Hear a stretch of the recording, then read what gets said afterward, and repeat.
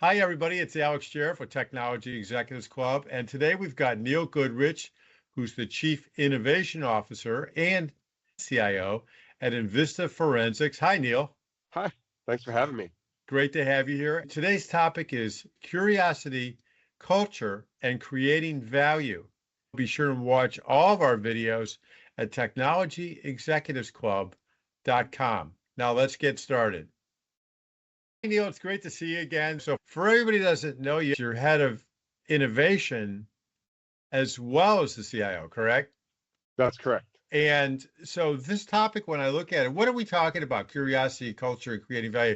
Because to me, it really is a segue to innovating, which is what you're really known for. Yeah, I think about if technology and IT and innovation is really about problem solving, then those things are fundamentally about creativity, right? Creativity gets you higher quality outcomes when you're problem solving. And so you start thinking about how do you systematically, programmatically bring creativity to an organization, right? And the vehicle for that is culture. Because creativity is not, you can't show up and mandate that. That's discretionary, it's voluntary. It has to be sort of given by the people who are involved. And so the question becomes, how do I create an environment where people show up and they feel engaged and willing to be vulnerable about pitching new ideas that maybe aren't fully baked? And I think that's the tie back to culture. So if you think about those things, it's sort of this three-legged stool or a triangle, all sort of interrelated. It's so interesting. So, what you're talking about is how to create a culture where people feel free to create and express their ideas. And that's the foundation of innovation, right? That's my answer. I may not be everybody's answer, but that's for sure where I come from. Yeah. Well, the creation of new ideas is 100%. And yeah, the yeah, quality, right? There's always multiple ways to solve a problem, but I think about you can get a turnkey sort of response, or you could get something that's really elevated and somewhere deep, someone engaged. exactly. So you create these environments where people can provide their ideas. So let's talk about that a little. So if culture is the foundation, how do you actively create this culture where people really do feel comfortable sharing ideas and feel like their voice is even going to be heard? Yeah, it sounds silly, but I would tell you the first step is sitting down and putting down on a piece of paper what is it that you want, right? Attributes you want in the team, behaviors you want to see. Maybe it's a vibe or an atmosphere, but I think it's really important to get that down on a piece of paper and be able to look at it. That to me is the first part, because if you do that, you then can start talking to the existing team members. You can start celebrating when you see someone do something that's aligned to that. You can go out of your way to celebrate it.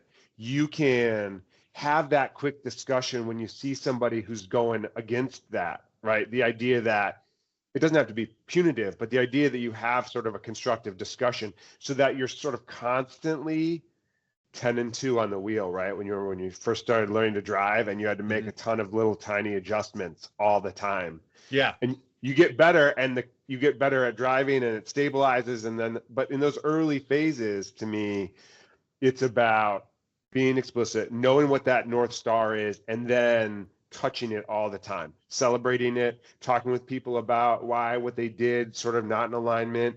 And if you do that, it helps other people start to do the same things, right? So if you pick other leaders in your organization, your senior leaders, if they have a model, then they're going to start repeating that sort of behaviors and the norms and the traditions inside their own sub teams. So that to me is sort of the foundational element.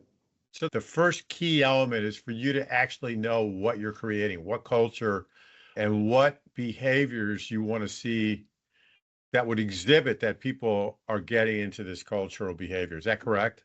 100%. Yeah. So the first time you told me that, it was a surprise to me, but it sounds very straightforward and crystal clear. So what are the ways that you do communicate or reward them? You're basically almost like a family where you're teaching, here's how when you're at the table, sit up straight or something like that. It sounds like that. How do you communicate this to your team members, and how do you said you give them reward. How does that actually manifest itself? Yeah. So it's funny. I think I bumped into competency modeling this year Uh, with our people and oh, culture team. And so if you've got anybody who's out there listening who's from that community, this is not a surprise to you. This is already a framework. So it turns out that I've actually just been sort of stealing some concepts from competency modeling. And so they'll tell you, pick out the sort of attribute or trait that you want, and then think about all the ways that you can intentionally manifest it. It's the uh, old start the meeting with the shout outs, right? That's an intentional part that telegraphs to everybody involved. That's important. So if you think about ways that you intentionally put those behaviors in play, and then I think in team meetings, the shout outs, the high fives, if you've got any of those internal platforms where you can high five people or congratulate them, even if it's private, the public is always better, but just acknowledging someone that they did something that you didn't let that go by unrecognized is the deal, right? Little tiny consistent touches on those important behaviors is how you start to shape that over time. yeah, those are great tips and great ideas. Yeah. You want them to be excited to be there. You want their creative switches to be flipped, right? And you've had the day where you get up and you've gone to work that day and you're Yeah, just trying to get done with the day. And then you've yeah, had you the just other got to day get where through you it. come Yeah, in and you're lit up. And I think the goal is create an environment where you get more of those sort of second days where people come in and they're lit up and their synapses are firing. And they like the people they work with, and right. makes sense. So let's go to promoting or creating this culture. I think there's sort of two branches to that. Experience has always been stepping into a new organization where we're going to try to enact this culture change. And so you've Yeah, got sort of two populations. You've got all the folks who are already there. How do you transition them? How do you talk about where we're going to be? And then there's finding new teammates. So for the existing folks, I start with an extension of that first exercise. If this is the culture I want, what are the kind of personal behaviors and traits that I want people to bring to the table? So mhm. again, I start with that list, and then really digging in. If you've got a small team where you can touch individuals, right? Getting to know those people in those early stages when you're coming on board, understanding motivations, currencies, figuring out where there's overlap with what you're looking for and where there's divergence, right? Because I think people know where the vibe and the atmosphere is headed and they Yeah, don't fit, yeah, they're going to try to leave. And I think that's better for everybody. Nobody wants to be in a place where you don't jive. So I think, again, talking explicitly about it has two advantages. You're telling people where you want to go, you're eliminating the chance for rumor and conjecture, and you're giving people an opportunity to decide if it's for them or not.